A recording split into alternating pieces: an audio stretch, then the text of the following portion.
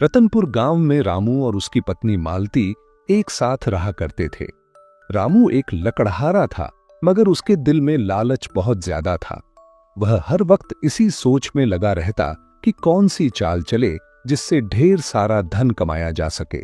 एक दिन जब वह जंगल में लकड़ियां काटने गया तो रास्ते में उसकी मुलाकात अपने पड़ोसी भोला से हुई, जो बकरियों के एक झुंड के साथ वापस आ रहा था।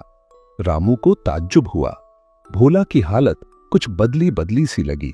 जब रामू ने पूछा तो मालूम हुआ कि ये बकरियां उसे दहेज में मिली हैं, जो उसके ससुराल वालों ने दी थीं। रामू के दिल में तुरंत लालच ने अंगड़ाई ली।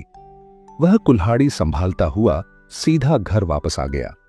घर पहुंचकर वह मालती से झुंझलाकर कहने लगा कि जब भोला को उसके ससुराल से बकरियां मिल सकती हैं, तो हमें भी कुछ न कुछ तो जरूर मांगना चाहिए। मालती ने नरमी से समझाया कि उसके मायके वाले खुद तंगी में हैं, उनके पास देने के लिए कुछ नहीं। मगर रामू का दिल कहां मानने वाला था। अगले ही दिन वह अपने ससुराल रवाना हो गया। रास्ते भर बड़े बड़े ख्वाब बुनता रहा। दिल में उम्मीदें थीं कि वह बकरियां लेकर ही लौटेगा। ससुराल पहुंचकर उसने बड़े अदब से अपनी बात रखी। ससुर लालू ने उसकी हालत देखकर अफसोस तो किया, मगर अपनी बेबसी का इजहार भी किया। उनके पास सिर्फ एक गधा था, वो भी बूढ़ा, और अगर चाहे तो रामू उसे ले जाए। रामू ने दिल मसोस कर वह गधा कबूल किया। उसे बकरियां तो न मिली, मगर उसने गधे को भी एक मौका समझकर घर ले आया। घर आकर मालती ने उसे सराहा कि यह गधा लकड़ियों को ढोने में काम आ सकता है। रामू को यह ख्याल अच्छा लगा। अगले दिन वह गधे के साथ जंगल गया।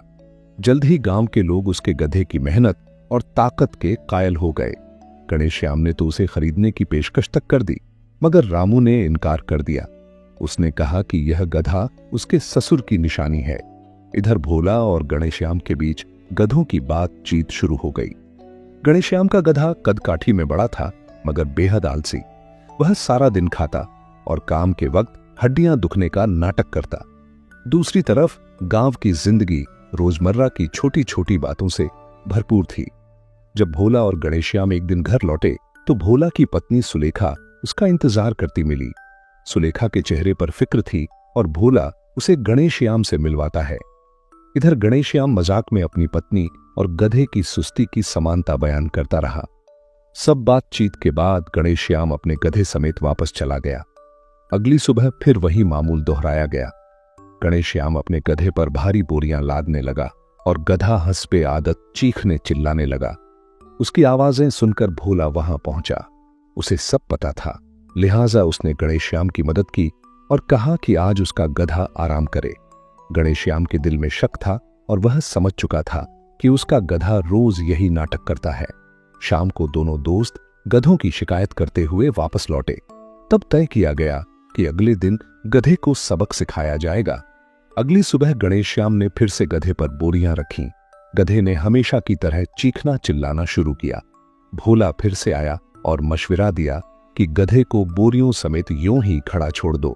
जब किसी ने उसकी मदद न की तो गधे को एहसास हुआ कि यह चाल अब नहीं चलेगी। आखिरकार उसने बोरियों को लेकर चलना शुरू कर दिया। शाम को रामू ने देखा कि उसका गधा खामोशी से काम कर रहा है और वह हैरान रह गया।